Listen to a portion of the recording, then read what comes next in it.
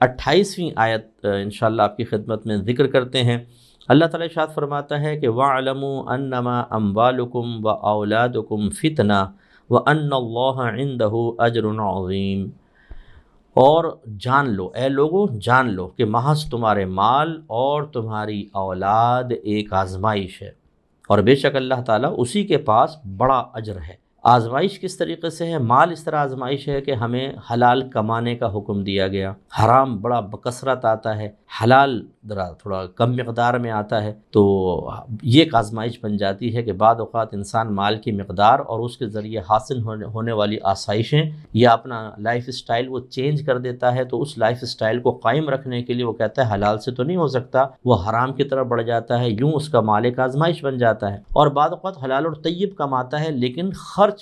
حرام جگہوں پر کر دیتا ہے۔ اسی طرح اللہ تعالیٰ کے صدقات واجبہ نکالنے ہوتے ہیں، یعنی زکوٰۃ ہے، قربانی ہے، فطرہ ہے، کوئی منت پوری کرنی تھی، وہ کچھ کفارے وغیرہ لازم ہو گئے تھے یا فدیہ دینا تھا تو اس میں خرچ کرنا۔ ایسے آپ حج کرتے ہیں تو بعض اوقات دم لازم ہو جاتا ہے، بکرے وغیرہ ذبح کرنے پڑتے ہیں، تو پھر یہ ایک مال آزمائش بنتا ہے کہ انسان اپنے مال کو جدا نہیں کرنا چاہتا، اس کو روکتا ہے۔ اسی طرح کوئی بہت ہی ضرورت مند ہمارے پاس آ جاتا ہے، ضرورت سے زائد ہمارے پاس مال موجود ہے، لیکن مال کی محبت میں اس کو اس لیے منع کر دیتے ہیں کہ یار مال میں کمی ہو جائے گی۔ یہ ہے آزمائش۔ اس لیے اچھی طریقے سے یاد رکھیں کہ حلال ذرائع سے ہی مال کمانا چاہیے، حلال ذرائع میں ہی خرچ کرنا چاہیے، اور اللہ تعالیٰ نے جو چیزیں ہم پر مال کے سلسلے میں لازم قرار دی ہیں اس میں بالکل بخل نہیں کرنا چاہیے۔ ہم نے کتنے لوگوں کو دیکھا ہے بہت پیسہ ہوتا ہے تو زکوٰۃ بھی پھر لاکھوں یا کروڑوں میں بنتی ہے، تو کہتے ہیں کروڑوں میں زکوٰۃ نکال دیں، 1 کروڑ زکوٰۃ، 2 کروڑ زکوٰۃ، تو بخل غالب آ جاتا ہے۔ ایسے سے لوگ دیکھیں کہ اللہ نے بڑا پیسہ دیا ہے لیکن حج پر نہیں جاتے ہیں کہ 5-10 لاکھ روپے خرچ ہو جائیں گے اور اسی طرح مر جاتے ہیں۔ ایسے لوگوں کے لیے مال کتنی بڑی آزمائش، اور آخرت میں ان کا انجام دردناک ہو سکتا ہے۔ اور اولاد اس طریقے سے آزمائش بنتی ہے کہ کبھی تو یوں کہ اولاد ہے ہی نہیں، تو اس طور پہ اولاد کی ایک اولاد آزمائش بن جاتی ہے کہ اب امتحان ہے، صبر کا امتحان، اللہ کی رضا پر راضی رہنے کا امتحان، اور ہم کبھی اس پہ صبر نہیں کر پاتے۔ بعض اوقات کلمہ شکوہ شکایت نکل جاتا ہے کہ اللہ تو نے سب کو اولادیں دی ہیں، مجھے کیوں نہیں دی؟ ہم اعتراض کرتے ہیں اللہ کی تقسیم پر، اور بعض اوقات ایمان ضائع کروا لیتے ہیں۔ اور کبھی ایسا ہوتا ہے کہ اولاد جب ہمیں ملتی ہے تو جو مطلوب تھا وہ نہیں ملتا۔ مثلا ہم چاہتے تھے لڑکا ہو جائے، لڑکی پیدا ہو گئی۔ میرے آقا صلی اللہ علیہ وسلم نے ارشاد فرمایا کہ اگر میں اولاد میں سے ایک کو دوسرے پر فوقیت دیتا تو میں لڑکیوں کو لڑکوں پر فضیلت عطا فرماتا۔ لڑکی تو اتنی پیاری چیز ہے، اللہ تبارک و تعالیٰ نے اپنے حبیب کے تمام بیٹے بچپن میں ہی ان کو وفات دی ہے، ان کو زندہ نہیں رکھا۔ آپ کی صاحبزادیاں زندہ رہیں، اور خصوصاً بی بی فاطمہ رضی اللہ تعالی عنہا، آپ سے سرکار کی نسل چلی ہے۔ تو یوں ایک اولاد آزمائش بن جاتی ہے کہ ہم یہ انصاف نہیں کر پاتے یا اللہ کی تقسیم پر ناراض ہوتے ہیں، ناک بھوں چڑھاتے ہیں، تو یہ ایک آزمائش، اور اس آزمائش میں ہم ناکام ہو جاتے ہیں اور اس کی سزا ہو سکتی ہے۔ بعض اوقات ایسا ہوتا ہے کہ اولاد ہوتی ہے، لڑکے بھی ہیں لڑکیاں، ہم ان میں انصاف نہیں کر پاتے، کسی کی طرف زیادہ میلان، دوسرے کی طرف کم، کسی کو زیادہ دے دیا، کسی کو کم دے دیا، حالانکہ وجہ فضیلت کوئی خاص نہیں ہوتی۔ بعض اوقات بلکہ یوں دیکھا ہے میں نے کہ ایک دیندار بچہ ہے، اسے خواہ اوائڈ کریں گے، اور ایک امریکہ میں سیٹلڈ ہے، وہ جب گھر میں آئے گا تو اس کو سرآنکھوں پہ بٹھائیں گے۔ اس جو گھر میں بچے ہیں یا جو مولوی صاحب ہیں، ان کی بیوی کی کوئی قدر و قیمت نہیں ہے، سارا کام وہ کرے گی، اور جو باہر سے بیٹا آیا ہے اس کی بیوی بالکل ٹھاٹ باٹ کے ساتھ رہے گی، اور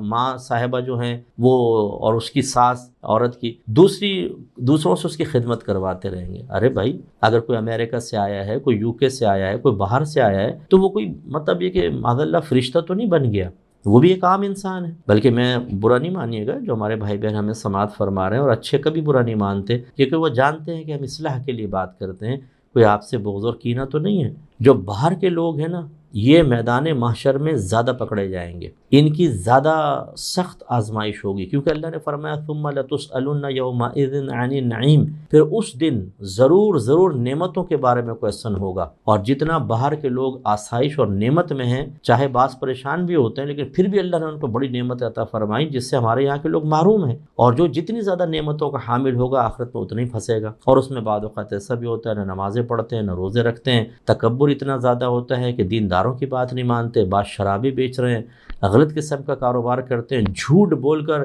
مطلب ویزے حاصل کرتے ہیں اور نیشنلٹی حاصل کرتے ہیں، بعضوں نے بیویوں کو طلاقیں دے دی ہیں اور ساتھ رہ رہے ہیں، لکھوا دیا جی میں تو بیوی کو طلاق دے چکا ہوں تاکہ وہاں کی عورت سے نکاح میرے لیے صحیح ہو جائے قانونی اعتبار سے، اور جب یہ کہہ دیا کہ طلاق تو وہ طلاق ہو گئی بیوی کو، اب یہ نہیں پتا کہ یہ طلاق ہو چکی ہے، اس کے بعد اس سے مل بھی رہے ہیں، سب کچھ کر رہے ہیں۔ تو خلاصہ کلام یہ ہے کہ ماں باپ بھی بعض اوقات اپنی اولاد میں انصاف نہیں کر پاتے، حالانکہ نبی کریم صلی اللہ علیہ وسلم نے فرمایا کہ اپنی اولاد میں انصاف سے کام لو، اگرچہ بوسہ دینے میں، یعنی ایک بچے کو پیار کیا ہے تو دوسرے کو بھی پیار کرو، یہ انصاف قائم کرنے کا حکم دیا گیا ہے، لیکن اس میں بعض اوقات انسان پورا نہیں اتر پاتا۔ اسی طریقے سے اولاد اس اعتبار سے بھی آزمائش ہے کہ شریعت نے ان کی تربیت کا حکم دیا، انہیں دین سکھائیں، ان کو فرض علوم سکھائیں، ان کی شخصی تعمیر کریں، ان کی ذہنی تعمیر کریں، انہیں گناہوں کی معرفت دیں تاکہ وہ خطاؤں اور گناہوں سے بچیں۔ لیکن اکثر ہم نے دیکھا ہے کہ دنیاوی تعلیم ہی ہمارے پیش نظر ہوتی ہے، تھوڑا بہت دین کا کر دیا، ناظرہ قرآن زیادہ تیر مارا حفظ کروا دیا،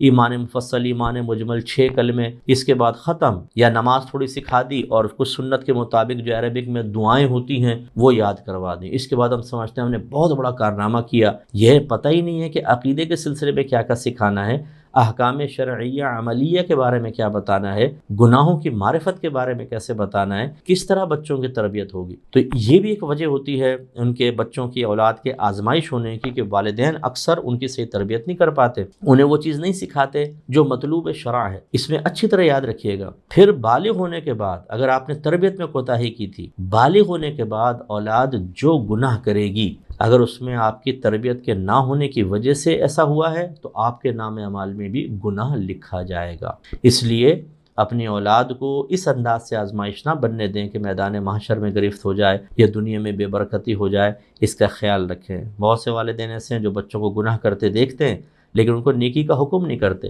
ان کو برائی سے نہیں روکتے، حالانکہ روکنا واجب ہے۔ تو یہ ضرور کرنا چاہیے۔ حدیث یاد رکھیں، کلکم راعٍ وکلکم مسئول عن رعیتہ، تم میں سے ہر شخص نگہبان ہے، تم میں سے ہر شخص سے برود قیامت اس کی رعایا کے بارے میں کویسچن ہوگا۔ رعایا سے مراد ماتحت، مرد سے اس کی بیوی بچوں کے بارے میں سوال ہوگا، کیسے تربیت کی تھی، انہیں ادب سکھایا تھا نہیں سکھایا تھا، گناہوں سے بچایا تھا نہیں بچایا تھا، آپ نے خود رول ماڈل بن کر ان کو دکھایا تھا کہ نہیں دکھایا تھا۔ اب اگر خدا نہ خواستہ ماں باپ جھوٹ بول رہے ہوں، ایک دوسرے کے سینے پہ چڑھ کر گالیاں بک رہے ہوں، مار پیٹ چل رہی ہو، حرام کمایا جا رہا ہو، نمازیں قضا ہو رہی ہیں، روزے نہیں رکھ رہے ہیں، قرآن تو سال ہا سال گزر گیا کھول کر بھی نہیں دیکھا ہے، غیبتیں چغلیاں چل رہی ہیں، لیگ پولنگ چل رہی ہے، خاندان میں لڑائیاں کروا رہے ہیں، جدائیاں کروا رہے ہیں، اور یہی اثرات پھر بچوں کے اندر منتقل ہو رہے ہیں، تو یہ کس قدر اپنے پاؤں پہ کلہاڑی ماری جا رہی ہے، اس کا انجام آخرت میں بہت ہی دردناک ہو سکتا ہے۔